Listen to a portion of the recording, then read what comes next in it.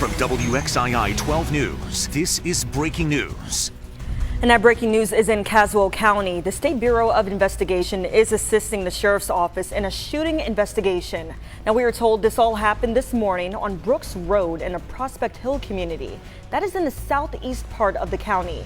The SBI says around 8:30 this morning, sheriff's deputies and North Carolina State Highway Patrol were called there after getting reports of multiple people being shot. We are working to learn the number of people who were injured as well as their conditions. The SBI says there is no threat to the general public at this time. We do have a crew on the way to the scene right now to get that information for you. Look for updates on air as well as online as we get them.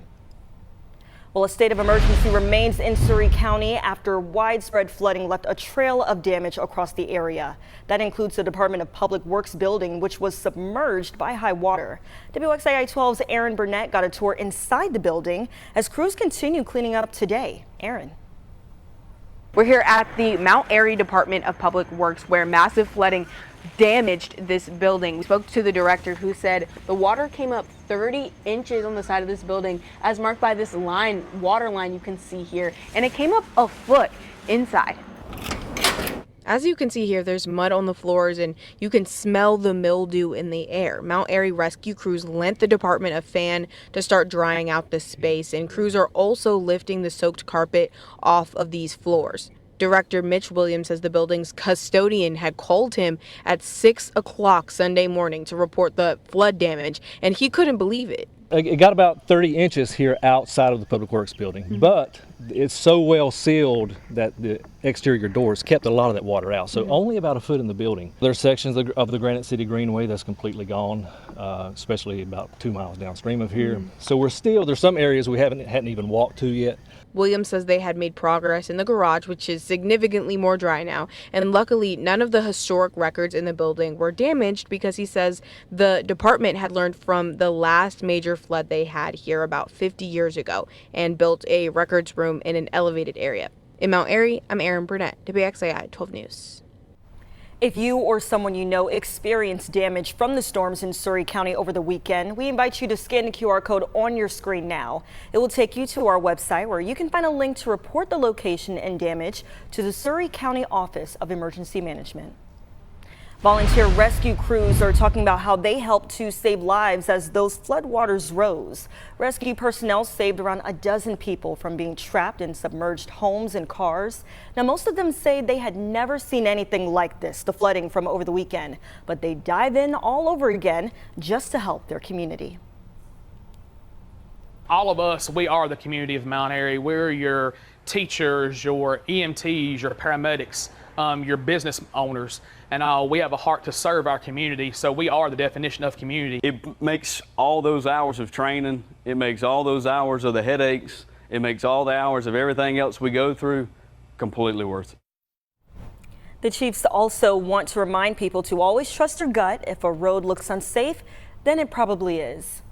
Turning now to your weather as we take a live look outside from our camera at High Point University. A few clouds out there in the distance as we bring in meteorologist Michelle Kennedy. Hi, Michelle. So Hi. What is the rest of the day looking like for us? It is beautiful if you like a little cloud action and then maybe some scattered storms in the afternoon. You know, mentioning to folks earlier, bring the umbrella, maybe grab a rain poncho if you're going to do an afternoon walk because you could run into some showers and storms. We've got a couple of spots right now beginning to lift along the Blue Ridge Parkway, and you see that in some of those showers. Now, Allegheny County still recovering from flooding last night that they had a flash flood warning issued there for them in the eastern sections of the county, and we had some creeks rising above their banks rather rapidly from those thunderstorms. So similar conditions are possible today, but we don't have the severe thunderstorm risk. We do have some sunshine breaking out through the clouds. You see 81 degrees in Greensboro, some spotty cloud cover there for you with 83 in Winston-Salem. Heavier clouds, of course, keeping temperatures down close to Troy, where we've had a couple of showers nearby.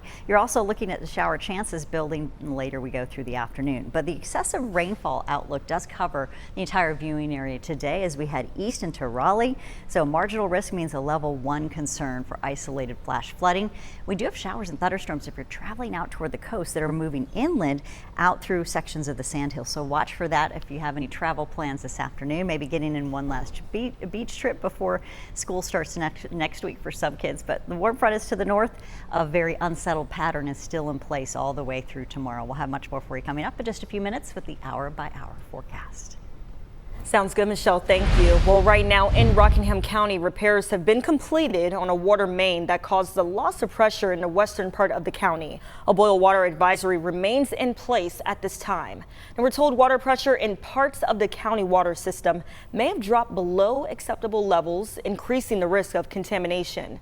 These locations impacted are listed right here on your screen. So if you scan the QR code, you can find them on our website and app as well. As a precaution, residents in these areas should boil all water used for drinking or cooking for at least 1 minute until further notice. Elected leaders in the Wilkes County town of Ronda say they are now in a major financial crisis and are asking for help from state and county officials to fix it. Mayor Pro Tem Kevin Reese says a failing water system and limited tax base may be to blame for Ronda's money problems. He says the water system has eaten up nearly half of the town's general fund. Now, he also said the town's bank accounts haven't been reconciled in months. Former financial consultant Michael Boaz handled the town's payroll and finances. You may remember he was fired as Pilot Mountain's town manager back in 2024 after he was indicted for embezzlement. That case has not yet gone to trial, and in May, Boaz resigned from Ronda as their financial consultant. Reese says he does not believe Ronda's funds were misappropriated.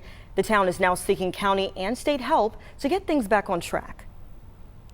We welcome any help from the state auditor's office or the treasurer or anybody. I cannot tell you one time the county of Wilkes has gave the town of Ronda 50 cents. We've stood on our own. We've been proud to do that, but now we're broke.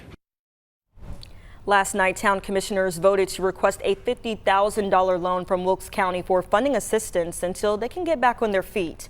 County commissioners could consider that at their meeting on August 18th.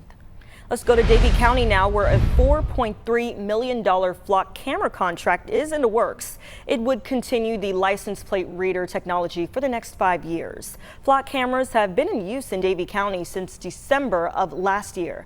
Now, we've learned this new extension would allow for the county to bolster drone as a first responder integration. This contract includes traffic analytics and Flock 911 to access live calls for faster emergency response. While the cameras do not have facial recognition, they can read license plates and provide vehicle descriptions to the Davie County Sheriff's Office as well as partner agencies.